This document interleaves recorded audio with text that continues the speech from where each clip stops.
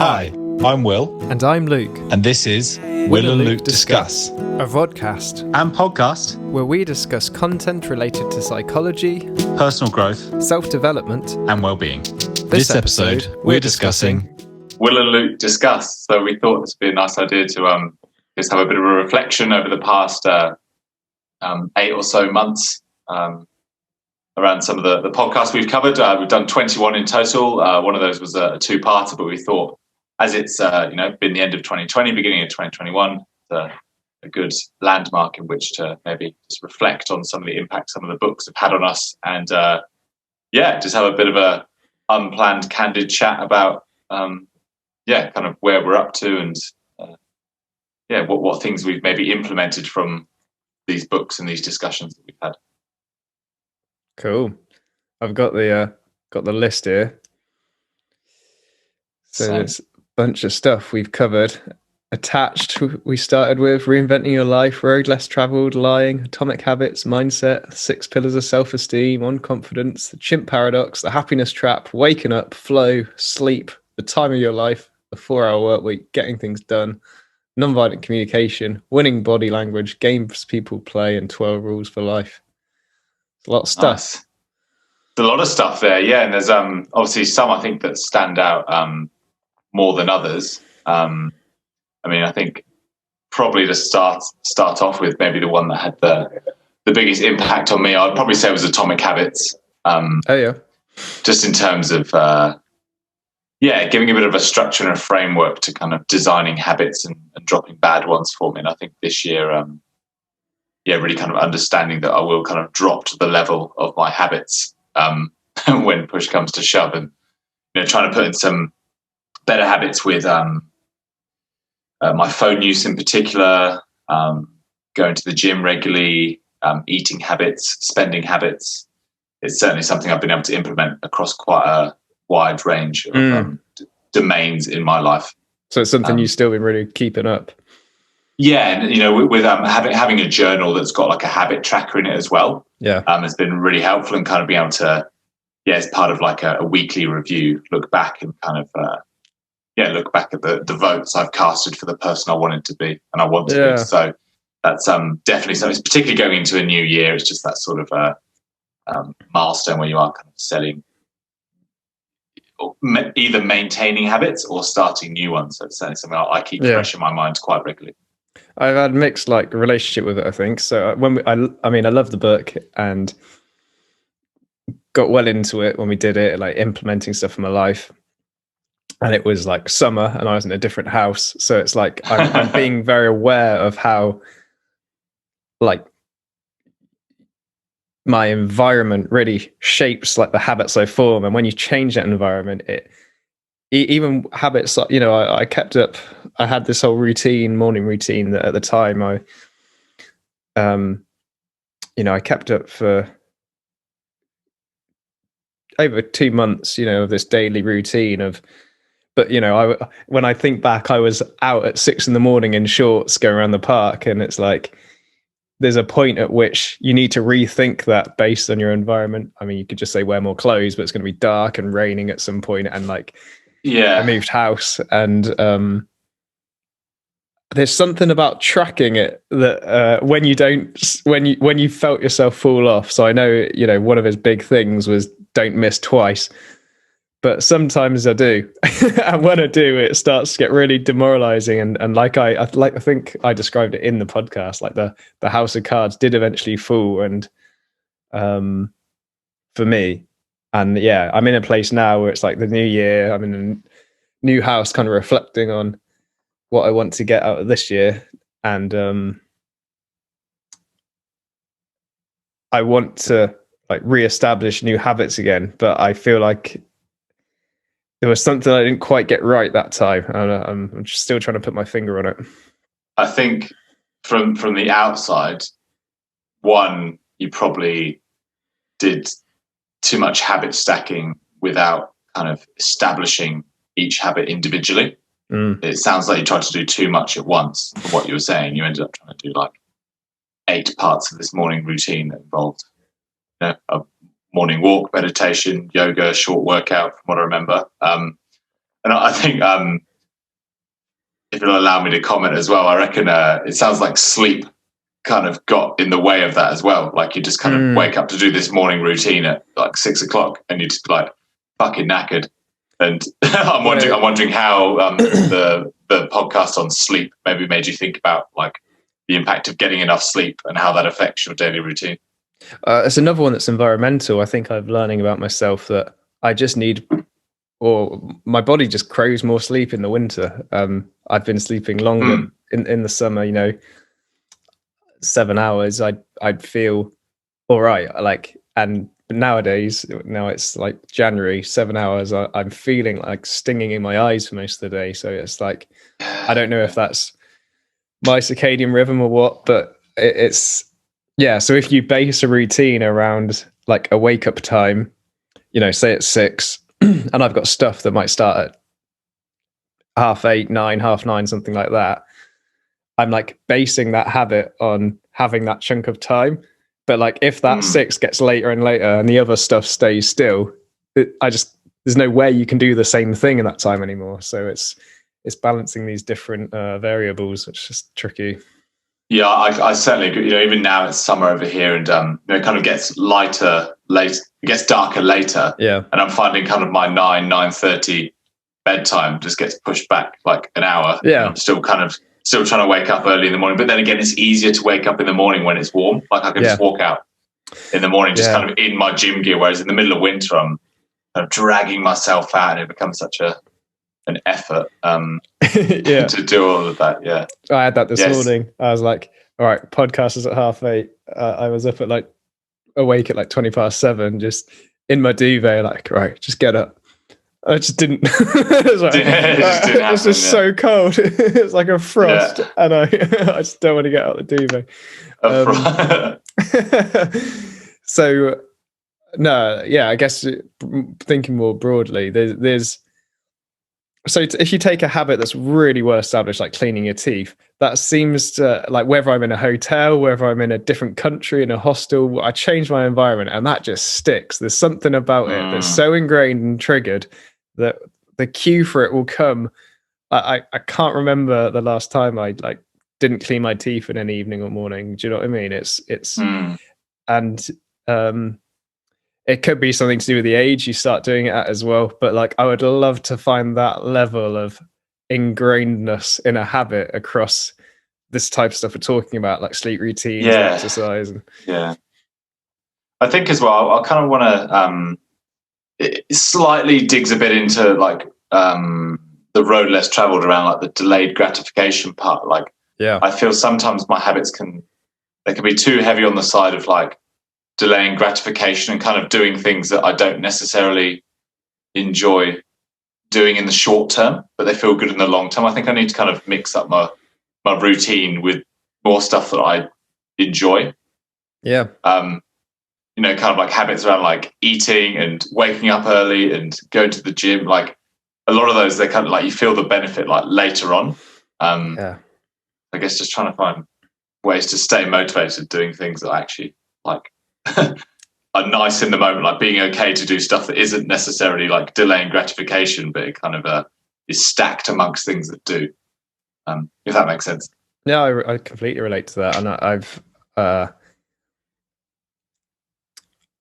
I want to work on this idea of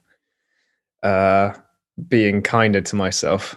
I sense, there's a part of me that's a bit relentless and in terms of thinking of 12 rules for life, the rule, treat yourself as if you were looking after someone worth caring about, or something like that. It was, it's I treat myself a bit harshly internally than I would anyone else. And I'm trying to find that line between being kind and like you say, doing those things that aren't delayed gratification, but just are nice, but without, without getting into bad habits which are not good for you later down the line, and you wouldn't want for someone you cared about. You wouldn't want them to get into bad routines of eating and not exercising, things like that. So it's balance. I think it really is, and I'll probably say that's a key reflection from this year for me, is that always having to accept that it's an ongoing battle to find that balance. Like, am I actually ever going to get to a point where I'm kind of entirely kind of satisfied with, like every single choice that necessarily doesn't go towards the person I want to be? Like, can you, if I want to eat well and, get in shape and be healthy, like, can I just go out and just like have an absolute like dirty meal with friends, or just like have a few drinks and it not kind of count as a vote against the person I want to be? Yeah. Like, can I just do that and just see it for what it is, and then kind of just get back on the train with that positivity? I guess it's a lot of that, I guess relating a bit to like mindset, that sort of like black and white thinking when it comes to like habits and routines and like procedures that you're doing. I still find that really, really hard to not think in black and white terms. Well, just before the podcast, we were chatting about maybe doing a bit of a series on willpower this year, and is that guy Jocko Willink? I don't know if you've come across any of his stuff, but one of his phrases is like, discipline is freedom. And it's something I find very appealing. He was like an ex-Marine, and I don't know much more than that. But it's like there's something appealing that if you just ingrain this stuff so it's on autopilot, so it's not a struggle anymore, then that would just be so much easier to live that way. Because then it's like, the stuff you're doing is good for you, and it's so habitual that it's not taking up mental space anymore. And I would like, and I have, when I think back, like for example, Getting Things Done, that's probably the book, and I know I've read it before, but rereading it and re-implementing it is the one that's probably, as I look around my environment and my day-to-day life, has had the most impact on my behavior at the moment. And a lot of that has become habitual, I think. But when you're like battling to form that habit, and it is a struggle, it's like, it's difficult. It's like you just want it to be habitual already. Yeah, and it's kind of like, if you do anything to kind of go against that, if you have like a bad week, is it kind of like you need to start all over again? So it feels that way, doesn't it? Whereas if I miss cleaning my teeth, I wouldn't feel that way. I would just be like, I really need to clean my teeth. Yeah, you just kind of you just jump back on it straight away, wouldn't you? Mm-hmm. Like you're like, oh fuck, for whatever reason you just forgot to brush your teeth, which is probably really rare. But like you just go, I'll definitely do them tomorrow twice. And then the next 300 days after that, you would do it, until you like forgot again. But I think it's and that's the bit where like 12 rules for life like appeal to me in particular. Kind of about like get your life in order, and have a focus and have discipline, and don't do things that not to be good for you. And then the part of it in there as well is saying, kind of like give yourself some freedom to like allow the world to kind of present itself to you and not be so, I guess, controlling of your environment. It's just a really conflicting message that I guess I'm just continuing to battle with throughout all of these books. Like I'll kind of get a surge of motivation where I'm just like, oh, wicked, like I can put all these things in order and I'll give it a go. And in general, like I do ingrain them quite well. It's not kind of like I try something for 2 days and it's just like, habit of the week sort of thing. But then there's a lot of things that have been implemented over time, but it's like, where's the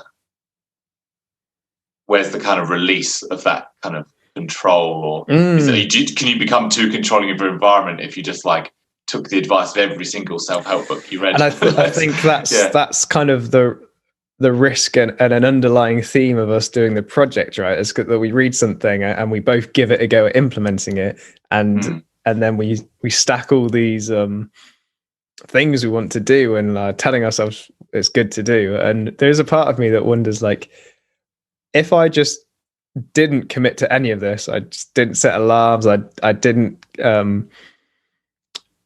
make any plan for diet or exercise, anything like that, getting things done, like, would it all just go to shit? Or like, I wonder what I would eventually, I'd probably feel like going for a run. I'd probably like not want that 5th pizza of the week. I'd probably like want to like get up a bit earlier. I don't know. I'm just playing with that idea. I would it's not like sometimes when I have a week off work, I've like taken annual leave, I'll decide to like not kind of use my journal or use my habit tracker or set intentions for the week or anything like that. I might kind of mentally do it, during a meditation or something. Just kind of be like, okay, how do I want to spend this week? What do I need to let go of to make sure I'm making the most of it? And I generally do kind of end up just kind of doing the things I'd usually do, waking up, eating relatively well. But I suppose I went through a time in my life where I a couple of years ago where like I really needed to kind of get the basics down and just kind of do the things that I knew were good for me, such as like sleeping, eating well, exercising, communicating clearly with people, making sure I was expressing my needs, those sorts of things. And I think these act as really good reminders to do all those things. So I mean, that really resonates with 12 rules, right? That if you have gone off into chaos, as like you just need some order back in your life. Is the simple things. Yeah. So I think I'd always probably be on the side of arguing for order, and I think maybe that's just the way I'm strung. But in terms of like thinking about realistically, like looking through these, like what I've implemented, things like winning body language, like making sure I'm kind of facing people clearly when I'm talking to them, like that's like one of the main things I've taken away. And then getting things done, I've got like a next actions list. Sleep, I'm trying to turn off technology like an hour and a half before bed, not looking at my phone first thing in the morning. Going through these like 6 pillars of self-esteem, taking maximum responsibility, mindset, the closed open mindset concepts, habits, casting votes for yourself. Like there's bits you take away from every single one of them. And I wouldn't say that I've implemented absolutely everything from every book, but I'd say across the board, like there's an aspect from each book that I do carry with me in my day-to-day life. Which is quite a nice thing, really. And there's so far we've talked about like consciously implementing things, but I think you just touched upon there's stuff that like, if I reflect, I've not been trying to do on purpose, but have been a natural consequence of ingraining the idea.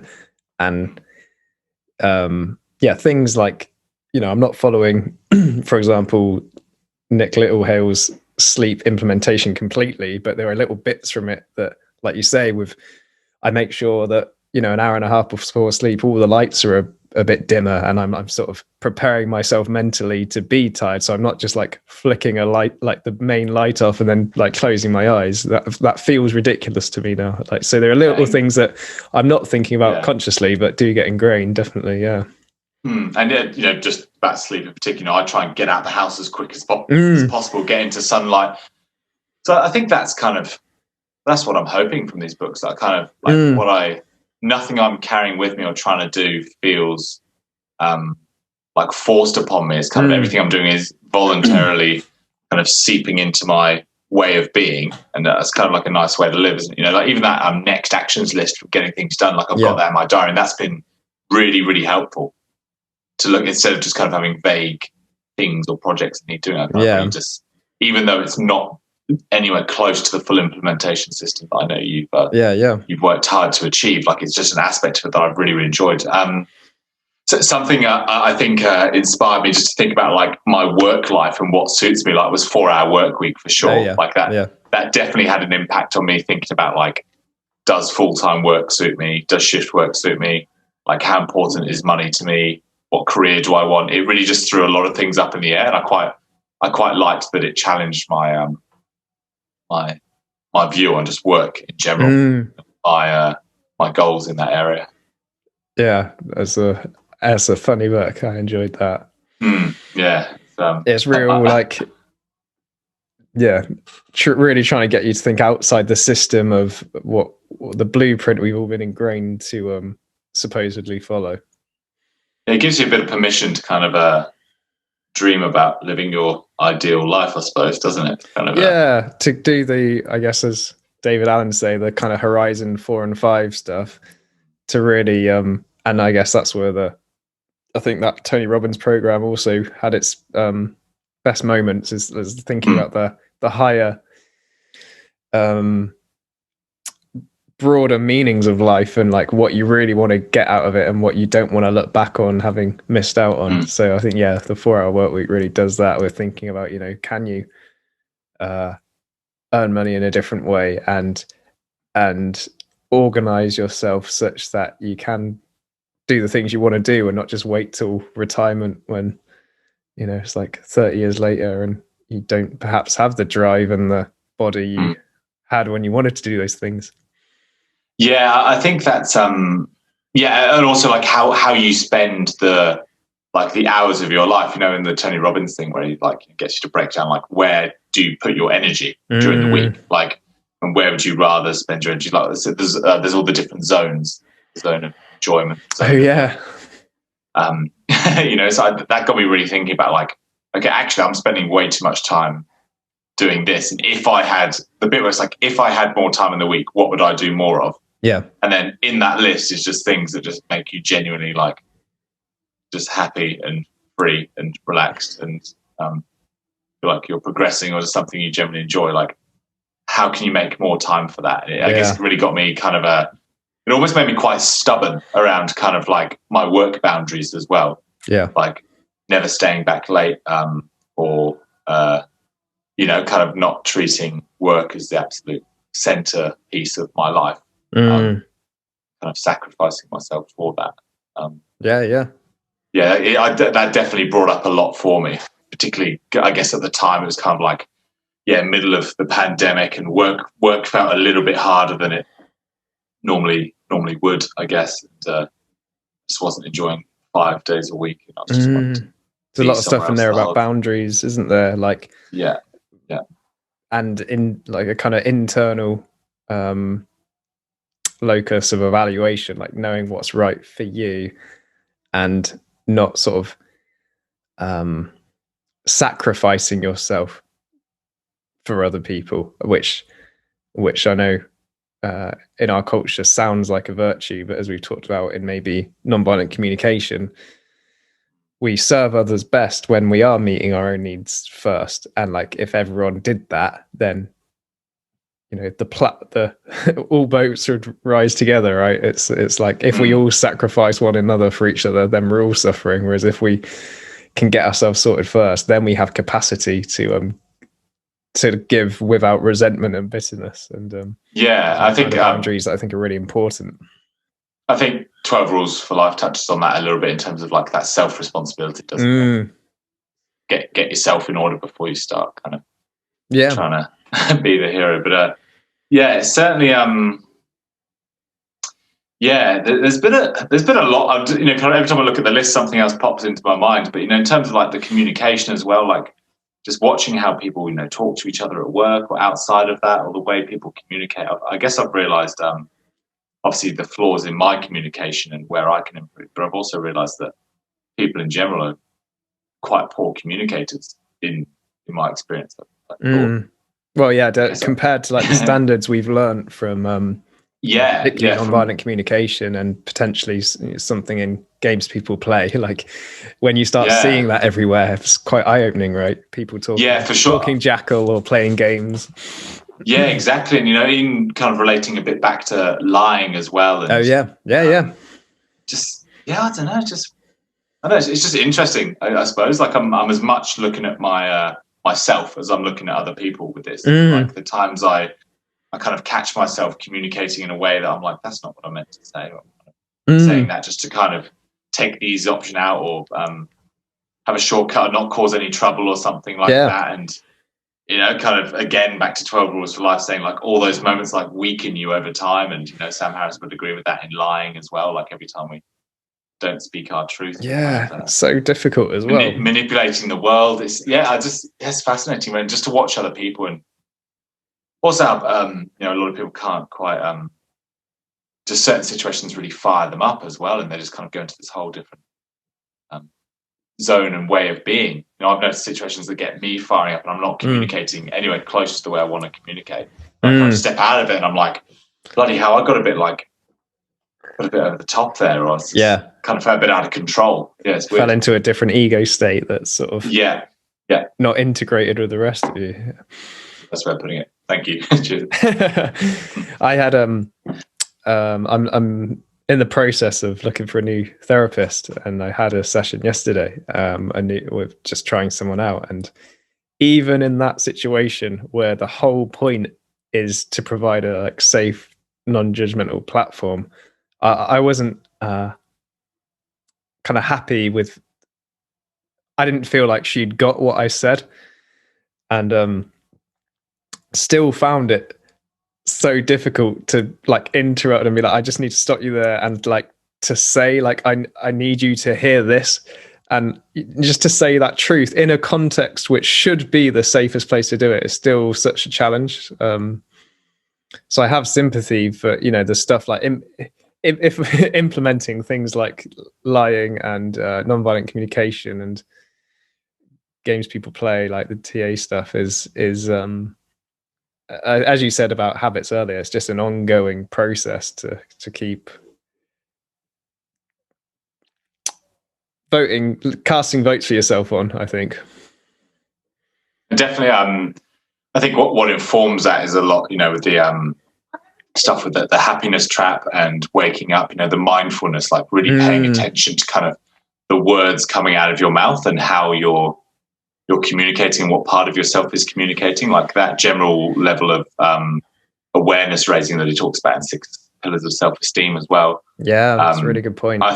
I think that's just something that just has improved over time, and I've just noticed how that's helped me. I don't think it solved the problem of any of my poor communication or any of my reactions that I'm not pleased with or anything like that. But like that general level of awareness raising, really, yeah. I'll catch myself in so many more moments. I'm like, I'm noticing I'm getting like judgmental, or I'm getting resistant, or I'm feeling lazy, or I'm pulling back here, or I'm tempted to kind of cast them as the person in the wrong or something. I'm able to notice that a lot quicker. And it's so interesting to watch that happen in yourself. And it's a bit of a double-edged sword, because it's great, isn't it? Because on the one hand, you can only make a new choice once you've got that awareness. If you're just on autopilot, if it is a habit, perhaps not a positive one, then you can't even choose to change it. You might be able to think in hindsight and beat yourself up and be like, oh, I wish I said that differently. But unless, if you're just on autopilot in that moment and haven't got that mindfulness skill to see like, oh crap, I'm obviously in some sort of parent ego state at the moment, I need to slow down, then you can't even choose to give changing a crack. Such an important skill. I'm glad you threw that one in there. And how are you going to come up with like a new reaction to an old situation, you know? Kind of. Yeah, that's what I wanted to say. But on that, it's like having that then makes you more responsible. If you're on autopilot, it's kind of like you don't really have any choice in that moment, and it frees you of responsibility. So thinking about 12 rules and 6 pillars of self-esteem, once you have that awareness, you now have more responsibility, because it's now like, well, I can change now. I can choose a different path. Yeah, exactly. You know better. Exactly. Yeah. Which is, perhaps Jordan Peterson would say that's a bit of a heavier burden to carry, and you bloody well should. Yeah, it's kind of that. It's interesting how those two blend together, really, isn't it? Like a raising an awareness is kind of meant to give you a psychological space from your thoughts and give you that little pause to make a decision. And then it's like you get to that point where you can make a decision. You're like, crap. I'm still, or kind of, you can begin to feel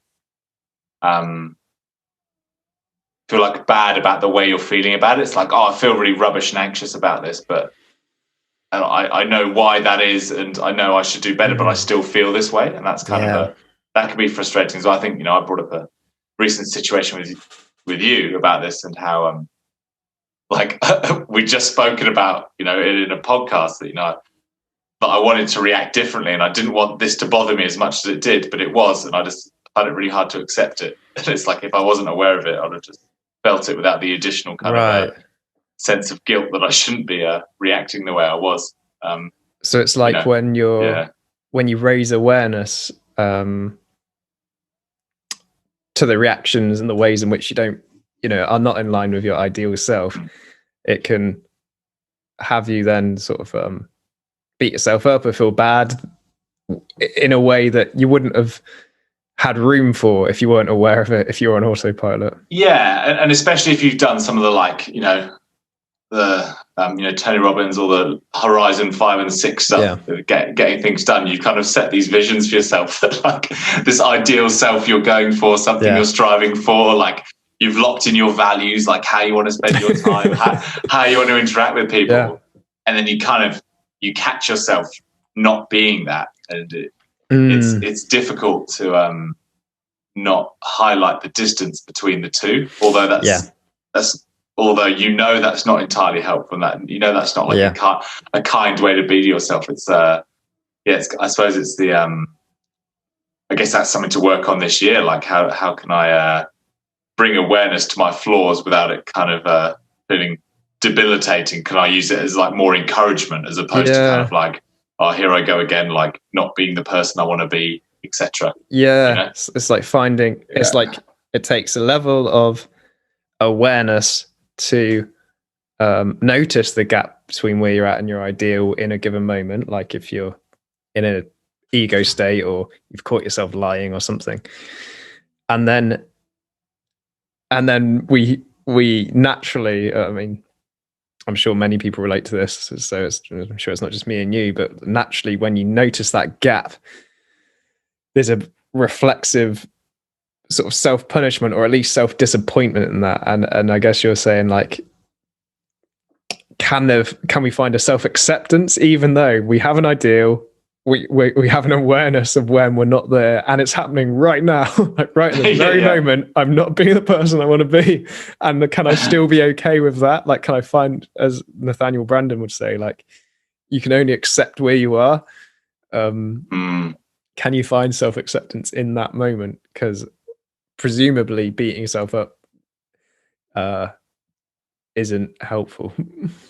I think this is where I find some, either it's I suppose whimsical advice you hear from people or online, or from some self-help books in general, that they're like, when it gets to that point where you're kind of analyzing the gap between where you are and where you're supposed to be, there's this kind of just like, be kind to yourself, it's okay, you're not there yet, you'll be all right, sort of thing. It's too soft an approach for me, like that side of things. Like, I don't feel like I need to be like berated, being like, okay, you're not where you need to be, but it's kind of trying to use it as motivation for action, not motivation for like non-action, just to kind of be like, just have that cake tonight, or just be lazy. I feel like for me, self-compassion is something that kind of I guess I'm just riffing on it here, but it's more something that needs to fire me into doing something, not kind of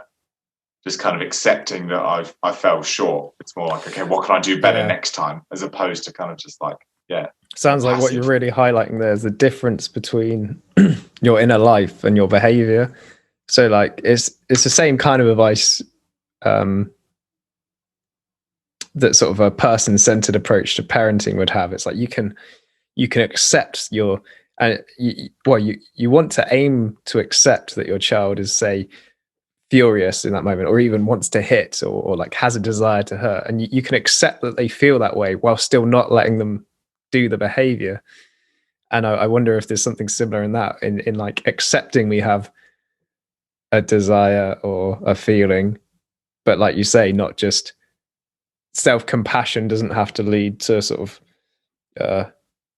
eating the cake. It kind of relates to that sort of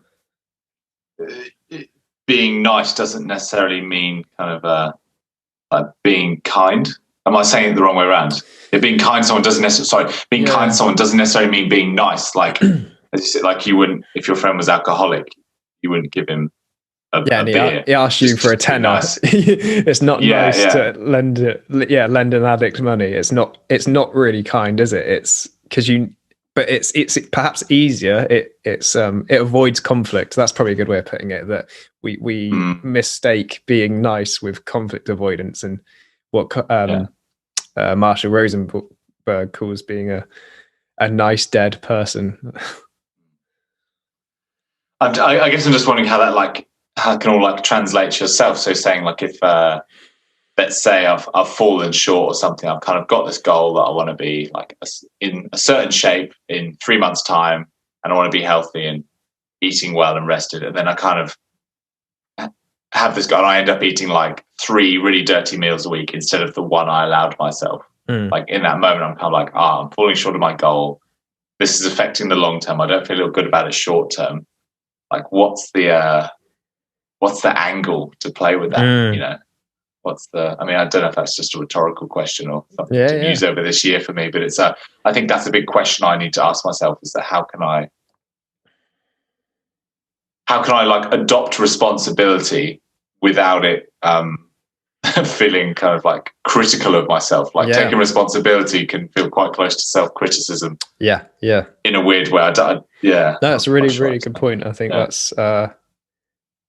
that's a massive question, isn't it? And it's a really good one. It's a really deep one.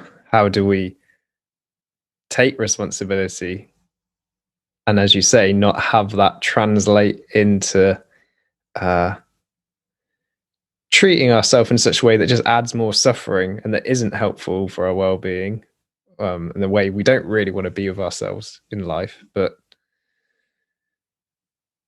also not wanting to fall to the sides of that sort of nice kindness where we let ourselves act in ways which lower our self-esteem in the long run and lower our self-respect in the long run. But good for the short term. I think sometimes for me it's about like, I think when I do something that is going against maybe the long-term goal or goes against the delayed gratification, it's kind of like I want to negate responsibility for it. There's like, let's say like you came to Melbourne or something, and like we went out for a dinner, and we just like, oh fuck it, let's have like a few pints, let's just go for dessert, like let's just go crazy, and it like wasn't part of my weekly plan or something. It's kind of like, if that example, I'd be like, well, I'm just gonna like just take away all responsibility from that and just kind of put it into like this, it's like this other person doing it. Whereas I think what I just trying to work this out as we go along here. What I tend to do is like what I can't do is take full responsibility for that decision to go against a long-term goal. It's like I can't be like, I'm choosing to do this. This is my choice. I'm taking the action that is going against a long-term goal, but I believe that this is something I've weighed up in the short term is worth doing. So it's like a temptation to sort of split it off or compartmentalize it in some way rather than fully own it in that moment. Yeah, it's like it's almost kind of it's difficult to own your bad behaviors. I almost don't. I feel like choosing the word bad wasn't right, but the ones that aren't kind of aligned with the person. I see what you mean. It's kind of like, is there a way of, maybe it's just time to reflect back on, taking maximum responsibility, from 6 pillars of self-esteem, like just taking absolute responsibility for every decision. And I guess maybe sometimes that's just too much to take. That's why a lot of people, including myself, might just negate that responsibility in those moments of weakness. They just kind of don't want to face the fact that was a choice they made. Then I wonder how that might then impact future decisions. So if you've now got this sort of split off part of you where you can sort of deny responsibility, then it kind of, thinking about it as a habit, it can sort of grow, right, and become a bit stronger than take responsibility for the good things you've done. Not the bad ones.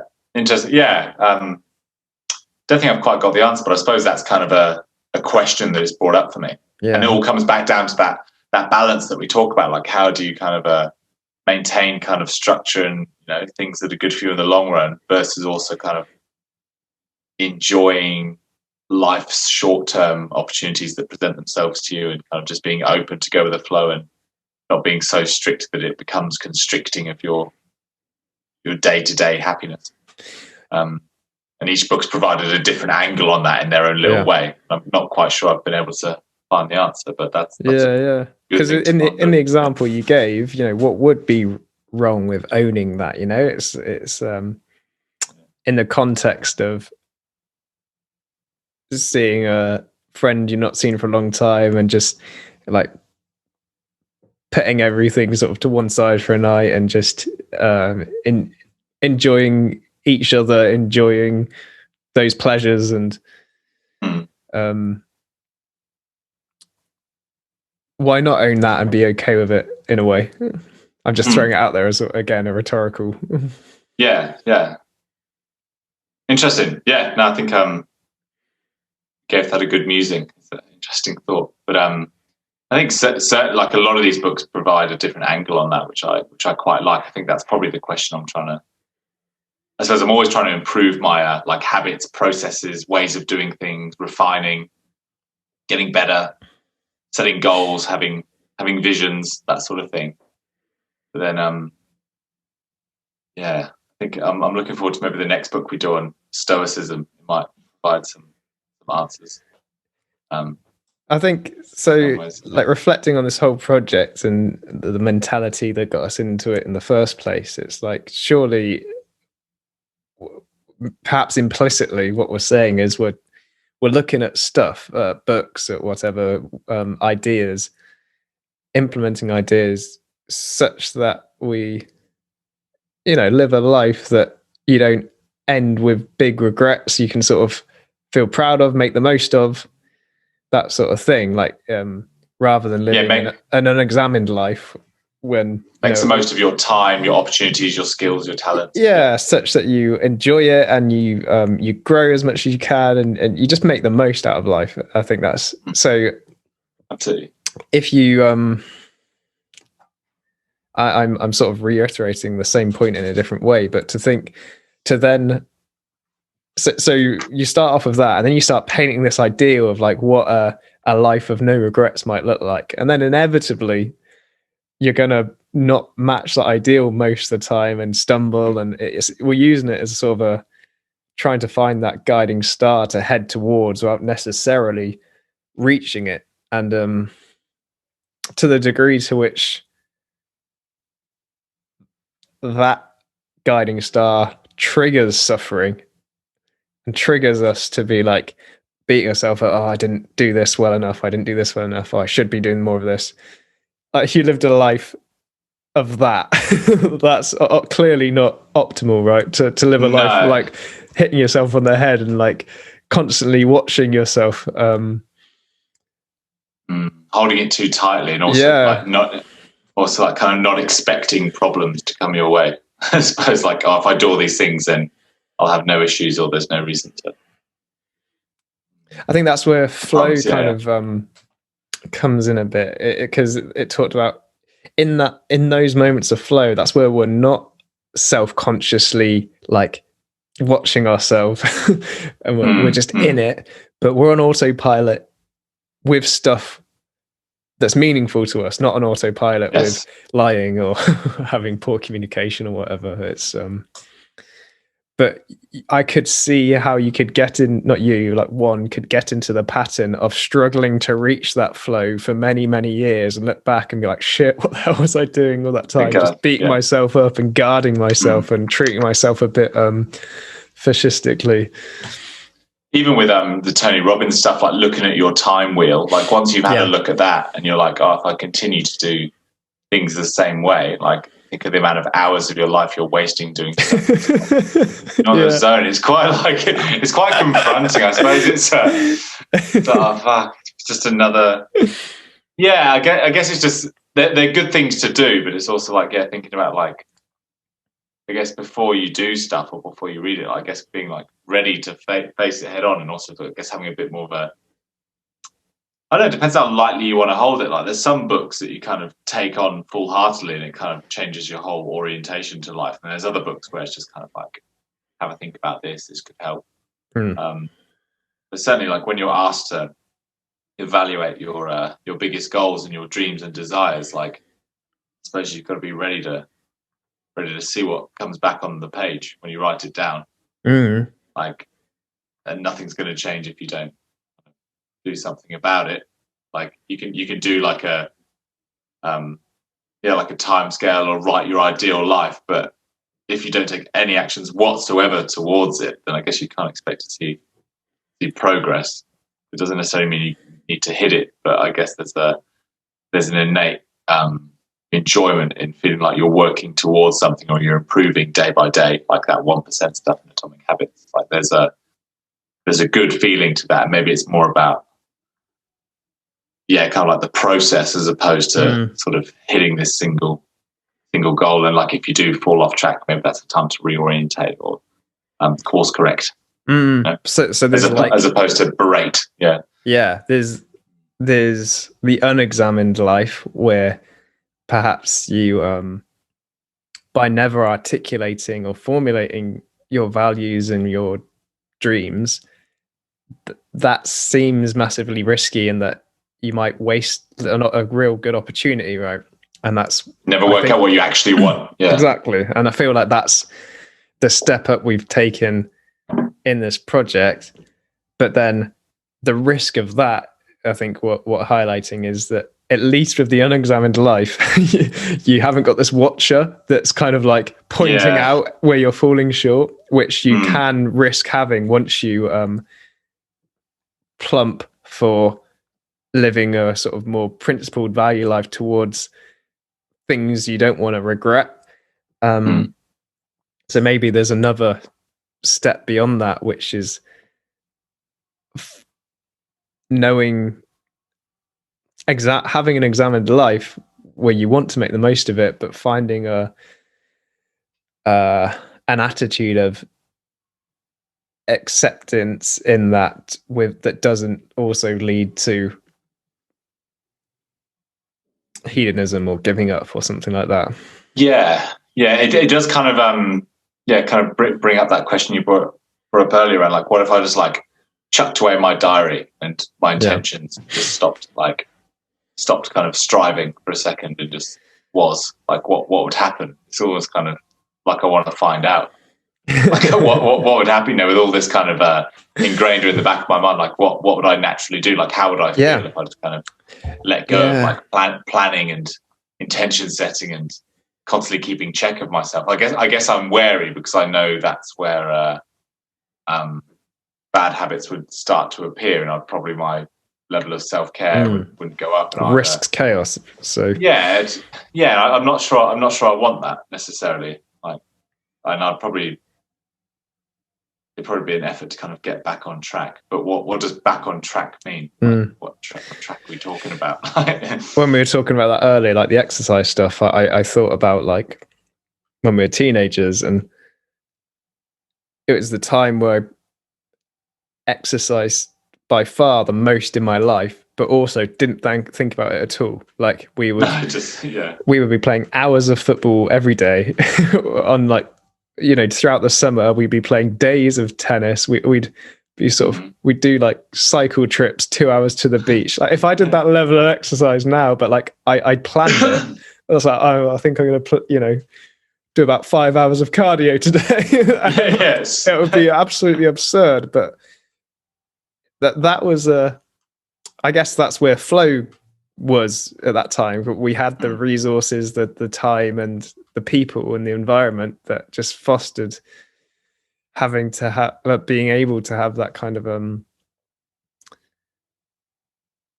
like non-self-conscious but fun and valuable activities, which also inherently included well-being and exercising. And I think that's so true. It really does get me thinking about like environment is so important to this. And for our work week, we'll probably speak about that a lot. Like even when I went to like Sydney a month ago, like just living there, like the way that made me like think about life and how the things I was able to kind of let go of and the things I felt like I was enjoying, and like the incidental exercise and the incidental kind of swimming in the ocean every single day, and the incidental like eating really healthy because everyone else around there was eating healthy, like in the part of Sydney I was in, and like the weather, the pace of life. Like I think it's really underestimated like how much that can rub off on you, and like creating an environment that it does induce that flow, but also like not having to kind of constantly look at your I don't know, your bigger horizons, your goals, like so regularly that you're constantly reevaluating, just like being in an environment where you're naturally going to progress, and you kind of maybe do that every like 6 months, as opposed to having to like weekly go like, oh, am I doing the things I wanted to do? How can I restructure my environment? Like everything, doing the things that are like meaningful and enjoyable to you and like foster growth are kind of natural to the environment you're in, as opposed to like having to constantly recreate that in an environment that doesn't serve you. It's such an interesting idea, and it's highlighted. I think it came up when we mentioned the 4-hour work week. Like if you're in a culture that's so the opposite of this value you have, it's so much harder, right? And it's the same with probably most of this stuff. Like you said at the start about communication, how once you ingrain a few ideas about lying and nonviolent communication and games, you just see it everywhere. But for you to be what feels like the one person trying to do things differently, it's so much harder than if you did live in an environment where not playing games, having intimacy, like healthy resolution of conflict was just the norm. It wouldn't be that uphill battle it feels like. No. We think about like, just that example of like playing sport every day. Like I didn't have to try and be, sorry, my daughter's didn't have to try and be like healthy or like do that consciously. It's like I'll just have like 5 of you knocking on my door asking if I want to go up the rec and play. So like my environment like facilitates that. Even if I didn't want to play, like I'd be if I don't play, we've got a 4-on-4 if you come. So if you don't come, it's gonna be rubbish. You're like, you're gonna guilt me into doing things I want to do. It really gets me thinking about that in particular. It's hard. It's maybe it's not as easy to. Maybe we should be focused on crafting our environment. Once we know what our values and goals are, maybe we need to focus on crafting our environment as opposed to kind of like trying to achieve goals in an environment where you're kind of pushing a rock up a hill.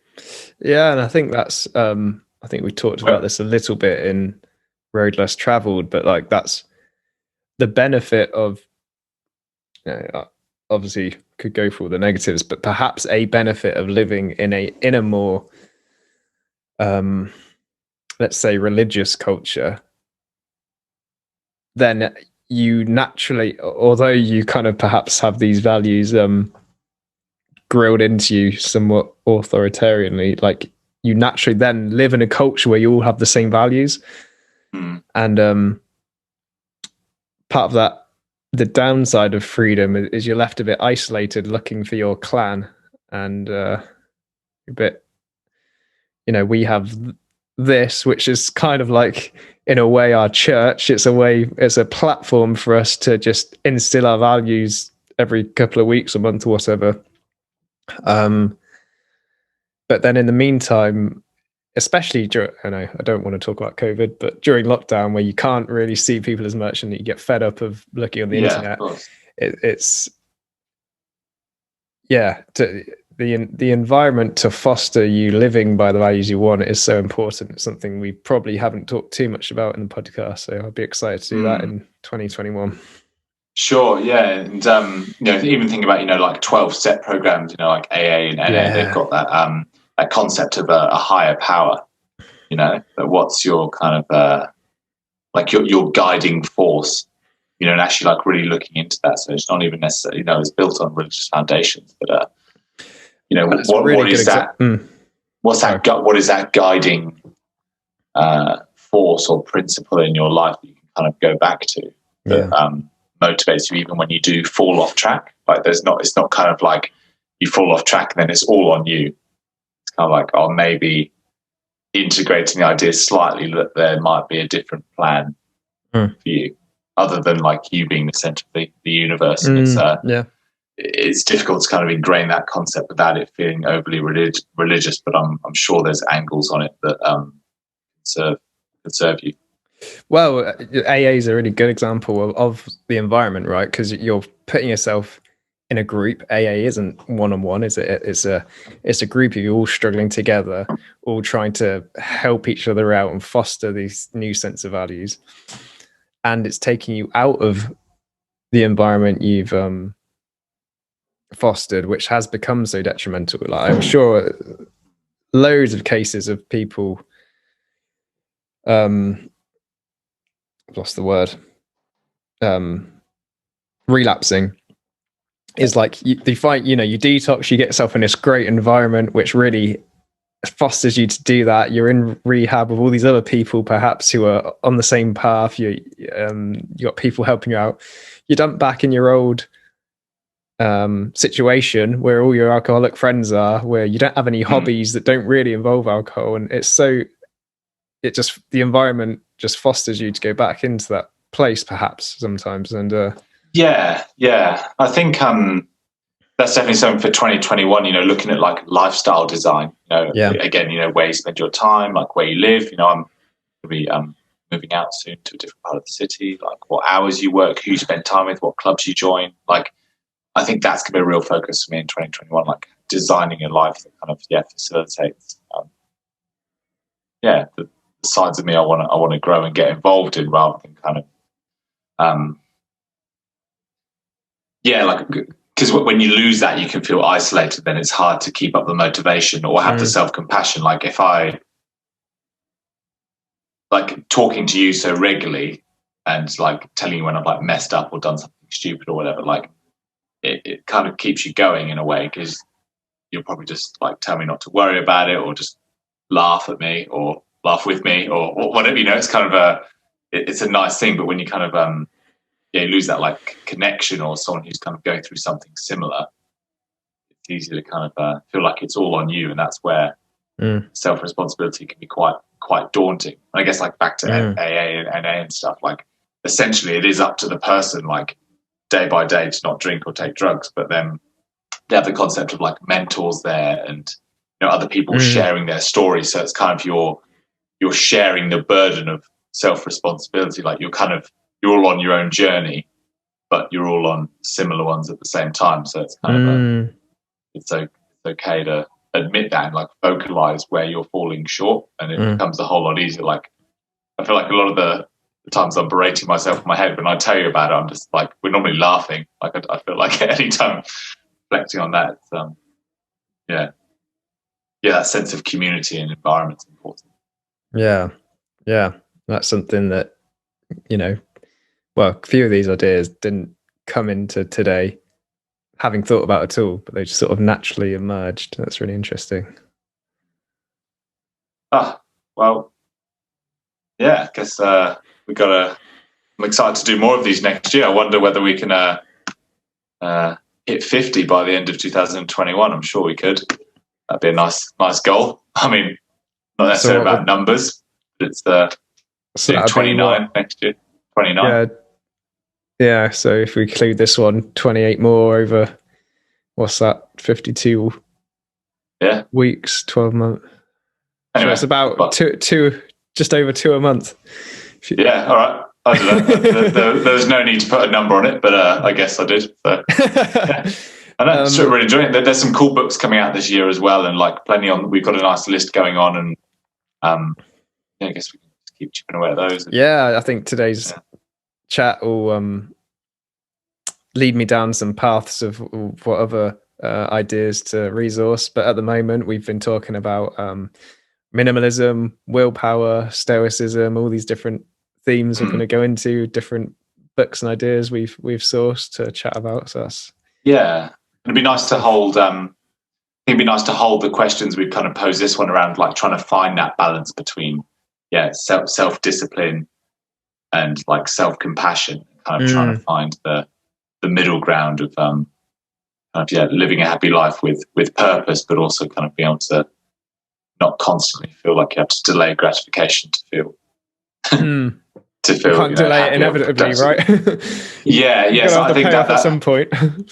So I think that's something. It sounds like it's for you as much as me. It's been brought up, and it'd be nice to kind of keep that in mind. I think the next few books, the topics you've just spoken about, will lean into that quite nicely, actually.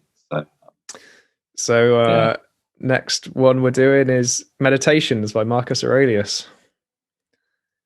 Back, probably the oldest book we've done. Yeah, by far. Yeah, a couple thousand years. So he was Roman emperor early, I don't think it was too long after Jesus, so almost 2,000 years old. Be all right. Yeah, cool. Now it'd be good to get into some, I guess, more philosophical ideas in some ways as well. Done a few modern books recently, so it'd be nice to, take a look back. He's a very pragmatic guy. His meditations were not really written for people to read. They were kind of written for him to reflect on, right? So I quite like that approach.